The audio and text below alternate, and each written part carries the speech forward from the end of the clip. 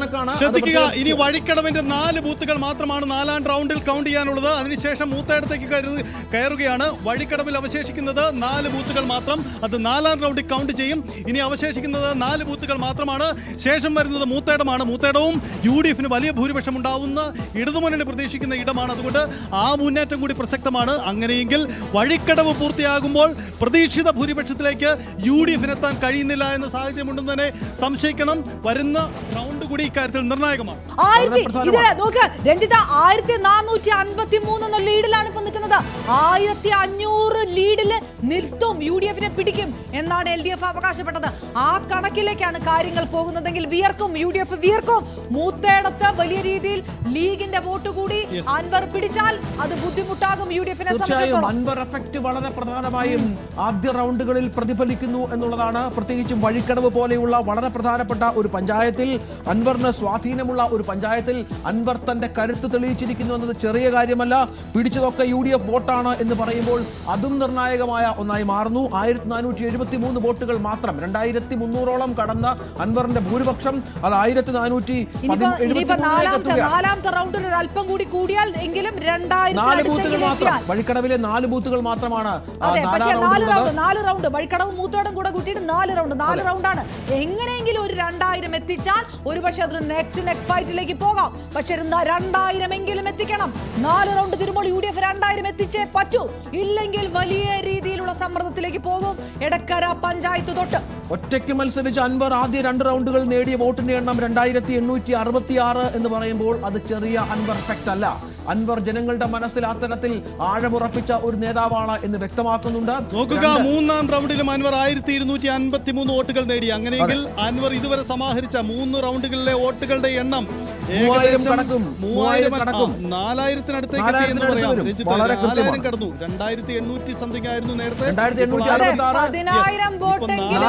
വോട്ടുകൾ അൻവർ പിടിച്ചിരിക്കുകയാണ്. പഞ്ചായത്ത് അവസാനിപ്പിക്കുന്നതിന് മുമ്പ് തന്നെ 4000 വോട്ടുകൾ, 4119 വോട്ടുകളാണ് അൻവർ ഇതുവരെ സമാഹരിച്ചത്. ഒരിക്കൽ കൂടി 2021 കണക്കുകൾ പ്രേക്ഷകർക്കായി നൽകണം. 1733 ഉയർന്നിരിക്കുന്നു. 1733 എന്ന ലീഡിലേക്ക് ഷൗക്കത്ത് വഴിക്കടവ് പഞ്ചായത്തിന്റെ 42 ബൂത്തുകൾ കൗണ്ട് ചെയ്തതിന് ശേഷമുള്ള ചിത്രമാണിത്. അൻവർ മാത്രം 4119 വോട്ടുകൾ അവിടെ സമാഹരിച്ചു കഴിഞ്ഞു.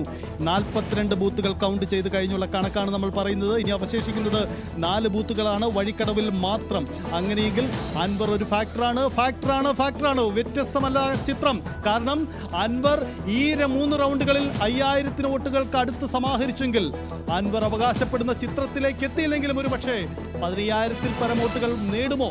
അങ്ങനെയെങ്കിൽ ആരെ വീഴിക്കും, ആരെ വാഴിക്കും? ആ ചോദ്യത്തിന് ഇനിയും പ്രസക്തിയുണ്ട്. കാരണം നിലവിലെ ചിത്രത്തിൽ ഷൗക്കത്തിന് പ്രതീക്ഷിത ലീഡില്ല എന്നതാണ്. അങ്ങനെയാണെങ്കിൽ ഇതിന്റെ ഇഫക്റ്റ് വളരെ പെട്ടെന്ന് അടുത്ത റൗണ്ടുകളിൽ അറിയും. മൂത്തേടം പുതിയൊരു ഭൂരിപക്ഷ കണക്കുണ്ട്. 1733 എന്ന ആര്യാണ് ഷൗക്കത്തിന്റെ ഒരു ഭൂരിപക്ഷം പുതിയതായി വന്നിട്ടുണ്ട്. അത്തരമൊരു കണക്കിലേക്ക് കൂടി കാര്യങ്ങൾ കടക്കുന്നുണ്ട്. ഏതായാലും ഫലം നിർണായകമായി മാറുകയാണ്. ഓരോ നിമിഷവും ഭൂരിപക്ഷത്തിന്റെ കണക്കുകൾ മാറുന്നുണ്ട്. പക്ഷെ അപ്പോഴും തുടക്കം മുതൽ തന്നെ സ്വരാജ് മുന്നിൽ വന്നു എന്ന് പറയാൻ സാധിക്കാത്ത പശ്ചാത്തലമുണ്ട്. തുടക്കം മുതൽ തന്നെ ഒരു ഭൂരിപക്ഷം അത് ആര്യൻ ഷൗക്കത്ത് നിലനിർത്തുന്നുണ്ട്. ഇടതുമുന്നണി തുടക്കത്തിലെ പറഞ്ഞതാണ്, ഇടതുമുന്നണി വരില്ല. ആദ്യത്തെ ഒരു 6 റൗണ്ട് വരെ ഇടതുമുന്നണി എവിടെയും മുന്നിലേക്ക് എത്തില്ല എന്ന് തന്നെ ഇടതുമുന്നണി പറഞ്ഞിട്ടുണ്ട്. പക്ഷേ ഈ 1500 വോട്ടിന്റെ ഭൂരിപക്ഷത്തിൽ ചുരുക്കുമെന്ന് പറഞ്ഞിരുന്നു. അതുണ്ടായിട്ടില്ല. 233 വോട്ട് കൂടി ആ പറഞ്ഞതിൽ നിന്ന് 233 ഉണ്ട്. അത് 1733 നിൽക്കുകയാണ്. ഇനി 4 റൗണ്ട് എത്തുമ്പോഴേക്കും ഇത് 2000 കടന്നാൽ അത് നെക്ക് ടു നെക്ക് ഫൈറ്റ് ആവും.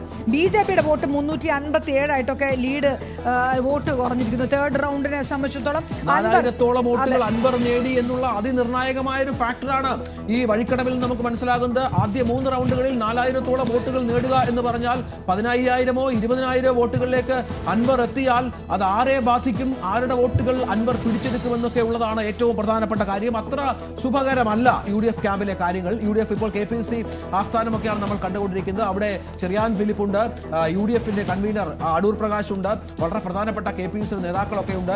അവരൊക്കെ ആകാംക്ഷയോടെ കാത്തിരിക്കുകയാണ്. അത്ര സുഖകരമല്ല തുടക്കത്തിലുള്ള കാര്യങ്ങൾ. 1733 വോട്ടിന് മുന്നിലാണ് എങ്കിൽ പോലും ഒരു 3000 വോട്ടൊക്കെ വഴിക്കടവിൽ ഭൂരിപക്ഷം പ്രതീക്ഷിച്ചിരുന്നു. ഒരു 10000-1500-അടുത്തേക്ക് ഭൂരിപക്ഷം ലഭ്യമാകുന്നെങ്കിൽ ഇപ്പോൾ എന്തായാലും ഒരു കാര്യം മനസ്സിലാകുന്നത് Aparna, neck to neck fight ആണ്. ആര്